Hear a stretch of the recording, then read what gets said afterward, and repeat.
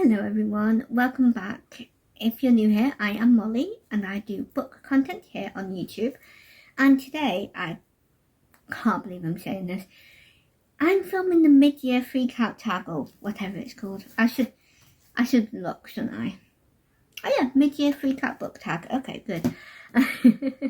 I can't believe it's already that time of the year. I was wondering what to film because I had nothing planned that I needed to do, and I was thinking of a tag and I was going to do a completely different one, and then I saw a couple of people, or one person, I think Katie from Paperbacks and Ponytails, as I'm filming this, she uploaded her mid-year freak out tag, and I'm like, what? And I worked out and I'm like, oh my goodness, we're in the 6th month. That's half of 12. You know, basic maths here. And I was like, what? So, looks like that's what I'm doing today. I was like, well, that answers that question. So I'm going to do the mid-year freak out tag. I don't know about, technically I do have a couple of books with me to show the books, but I don't know if all of them are like that, so some of them I might just do photos of. So we'll see. But yes, I'm just going to get straight into it. So question 1 is the best book so far that you've read. And there's probably more than one, but this is the one that first came to my head because, well, I've read it twice. Seen the film 3 times. So I think this has to count, and I picked Project Hail Mary by Andy Weir. Don't think anyone's surprised by this. Love it. Fantastic. I mean, I was going to say I want to recommend it to everyone, but it won't be everyone's cup of tea, so I'm not going to do that. But if you do like your sci-fi, if you like comedy stuff as well, I definitely recommend it if you like that, because it is heavy on the science, but I found it was okay to follow for myself. Obviously, we're all different, so be aware of that. And I listened to the audiobook, which might help you, because that helped me. But yeah, fantastic book. Love it. Pretty clean, mostly, apart from the odd bit of language. Quite mild, again, most of the time. So if you're okay with a little bit of language, you might be okay with this. But yeah, definitely favourite so far.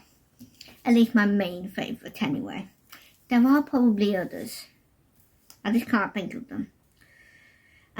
Number 2, best sequel so far. And again, I'll have had more than one. And I'm going to do this one because I think it probably is the best sequel for me. At least that I can think of. And technically it's not a book 2, but I'm counting sequel as book 2 onwards. So I'm going to count this.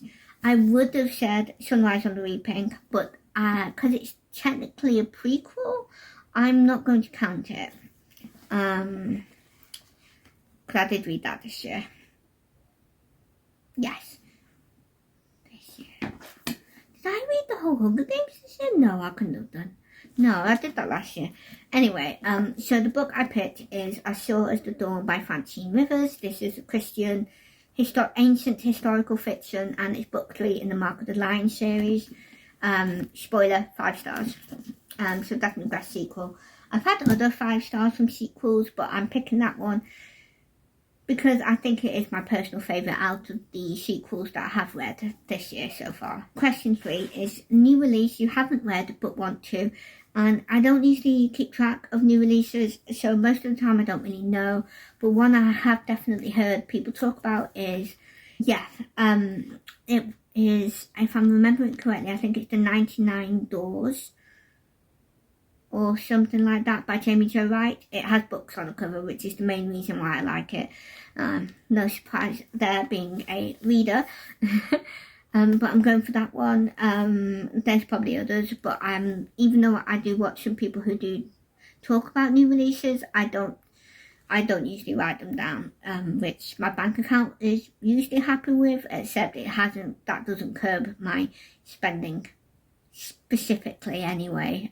So yeah, but I would say that one. There's probably others though.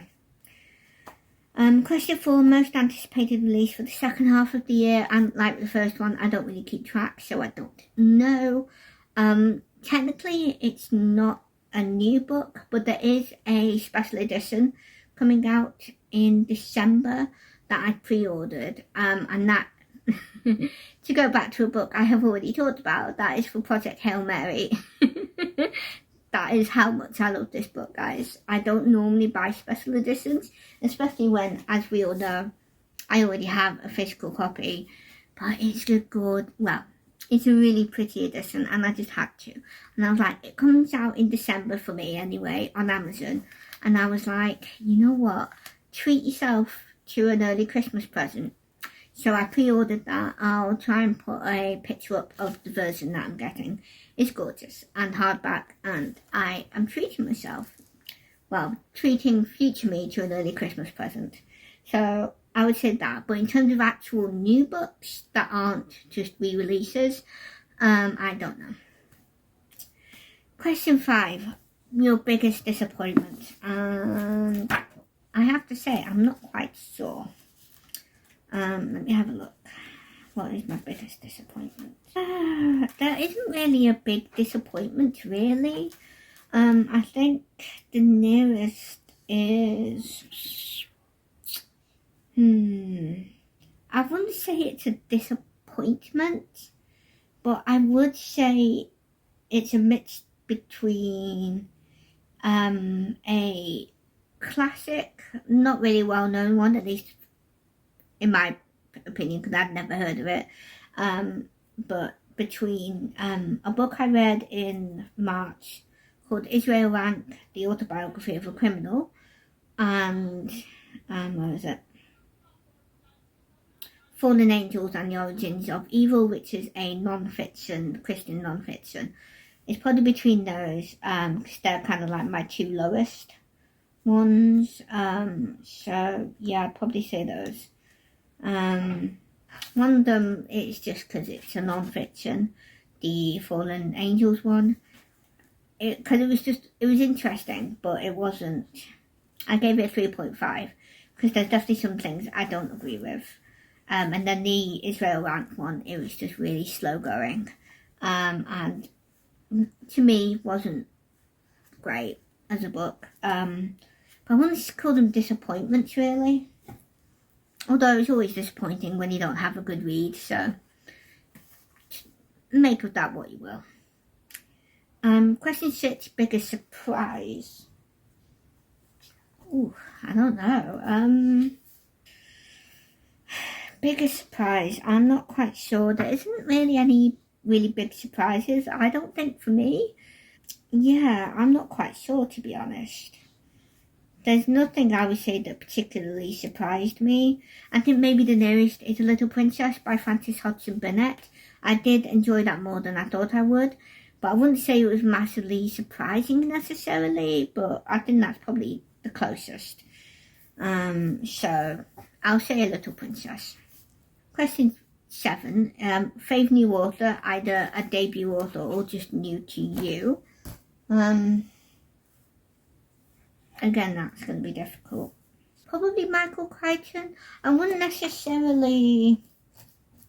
Yeah, I'll say Michael Crichton, because I've never read his books, so I'll probably say that. Otherwise, maybe Alison Tebow, who is a Christian author who mainly, I think, at least the books I know of, she's done fairy tale retellings. And maybe her, because I don't think I've read anything. Oh, I did read one of her books last year, technically. But I've read 2? Yeah, I've read 2 more of her books this year. Yeah, and then maybe Anna James, maybe. She's done the Pages and Co series, and I also read another book by her this year as well, which is like a sequel based on Alice in Wonderland. It follows Alice's granddaughter, I think.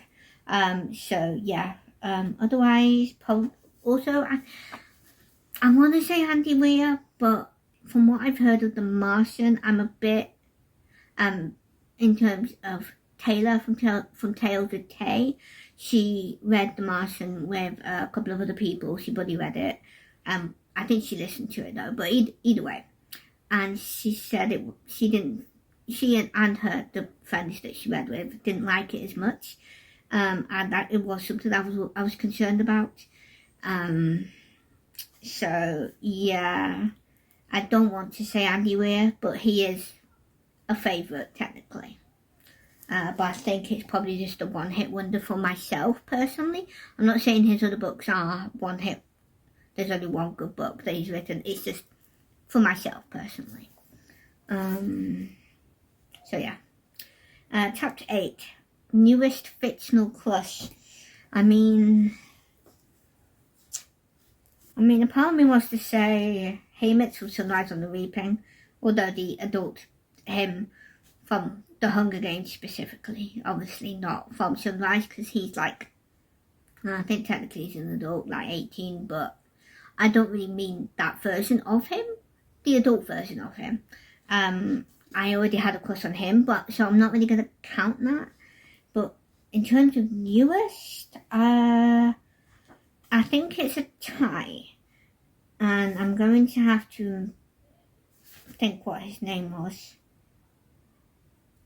Yeah, I remember his name. It's a tie between Nate from the Children of Consortium series, which is a Christian sci-fi series. Nate is like the love interest for the main character, and I'd say him, but also Ryland Grace from Project Hail Mary. I love his character. I think he's really good. Including the book. It's not just a film. The film helps, I guess, but I thought it was great in the book, so it was fine. Although it wasn't fine, but you know what I mean. I like I had a crush on the character anyway. It's not specifically Ryan Gosling, although he's good looking too, so there we go. But yeah, anyway, there we go. Question 9, newest favourite character. I don't know. Favourite character. I don't know. I would say Malcolm from Jurassic Park, but I don't want to quite say him because he was already a favourite character from the films. So he sort of counts. Newest favourite character. I want to say Recorder from the Children of I can never say that series name. The Children of the Consortium series. Well, I say series. It's a trilogy. I really like the main character in that. She's mainly just called Recorder. So I'll say her. But also, again, Haymitch. Although, again, not really. Okay, no, I am counting Haymitch because he's not the main character in the original trilogy. But he is in Sunrise, so I am going to count him. I would say them. They're probably my favourites. And again, Ryland Grace and Rocky. Both from Project Hail Mary. Definite newest favourite characters. I love Rocky. No one is surprised by this. Everyone loves Rocky. From Project Hail Mary. 10, book that made you cry. That's almost every book that makes me feel an emotion, so that's not going to narrow anything down. But let's see, is there anything that made me cry the most? I think it's probably a good one to go for. And it's exactly the book that I had a feeling I would pick. And anyone who's read this author will not be surprised. But I'm going to have to say So Is the Dawn by Francine Rivers. All 3 of these books made me cry a lot. This one is no exception. Definitely that one. But I cry at a lot of the books that I read. So, you know, take what you want from that. I'm a very easy crier with books and films. 11, a book that made you happy. Oh, I mean, again, that's a lot of books. And then it depends on the topics. I don't know. A Royal Masquerade by Alison Tebow, that definitely made me happy. That's a very funny book. It's a fairy tale retelling, and yeah, that made me laugh a lot and made me very happy, so that one. Also, A Thieving Curse by Selena R. Gonzalez. Again, another fairy tale retelling, but that's Beauty and the Beast. That also made me really happy for the majority of the book as well. Because most of these books, you know, you have other things that happen, so you're not necessarily always happy.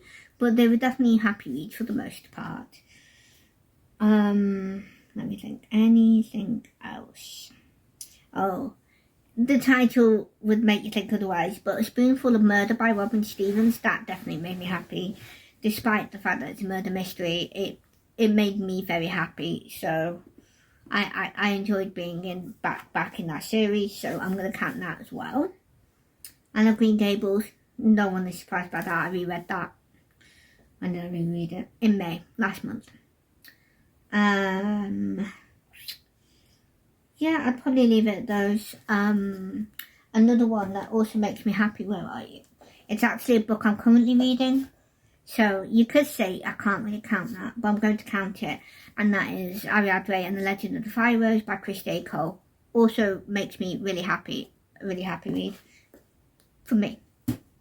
Again, do things happen that aren't necessarily very happy? Yes. Most of the books I read are like that. But I would say it is very happy for me and to me because it's so cute. In some ways. It's also just a really good read. Question 12.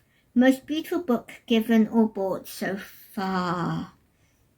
That is difficult, but I do have two that are on my mind, so I'm going to get those. If you've watched my recent book haul, you'll recognise these books, and you'll probably not be surprised. There are more, but I'm not going to get them all out. You'll have seen them in my book haul.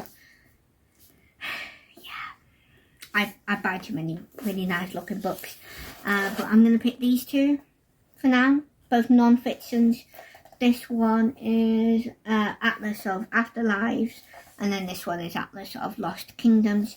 Both with beautiful covers, beautiful illustrations on the inside as well. So those are definitely the most beautiful books that I have bought myself. So far I've not been given any books because I've not had a birthday yet, so yeah. Oh wait, no, I have technically been given books, but and they're also lovely covers, but I would, in terms of beautiful covers, the ones I bought, those two. At least there are two of them, anyway. Question 13. What books do you need to read by the end of the year? And I feel like this is the same book that I mentioned last year. So I think you can guess how well that book is going. I have read more in it since that last year's one. But yeah, it's an issue, guys. But the Brothers Grimm collection, still have not finished it. I've got this much to go, all of that. So it's not that much compared to the rest of the book. But I just need to get into the habit of regularly reading just one short story each time. I could do one a day, I'll quickly go through it, but I haven't done that, and I've not kept to that routine. So yes, so that one especially. And then obviously, I think I would have said this last year, any of the books I'm happy I want to get through and finish, any and all of them. Books, just, yeah. I don't have any other specific ones necessarily. My goal was to read more big books, and I'm doing mixed bag on that. So yeah, I want to continue doing that. I mean, I didn't set myself a goal of a specific amount, especially because they're bigger. I don't think that's a really good idea for me myself. But yes, definitely that. More big books. So yeah, I'd say that. And yeah, that's about it. I'll put the questions down below. I'm not going to tag anyone because it's not, to me, it's not one of those tags that you tag people in. Not that you can't, you definitely can. It's just not something I do with this sort of thing, because I find it's more just a routine sort of tag, you know, catch up on where you're up to and stuff. So yes, but if you do want to do this, then please do. I'll write all the questions down below. You know, I've read quite a lot of books so far. I'm only going to include the ones I've actually finished, because there's definitely multiple books I've got on the go still, but the ones I've finished is, I should have thought of this before. I have read 44 books out of the ones I've read and finished. So I've done quite well. I think my goal was it 100 books? Was it 80? I can't remember how many books my goal was, but yeah, either way, I'm really happy with how I'm going on so far. 40 books is really good, so I'm really pleased with that. So yes, I'll write all the questions below. If you want to answer any of the books that I've mentioned, answered any of the questions that I have answered myself, then please do in the comments. You can do one or all of them if you don't want to do a video. If you do want to do a video, then please do. I'd love to see it. And yes, let me know how you are doing with your reading goals so far. And yeah, that is everything basically. There's nothing else that I can think of.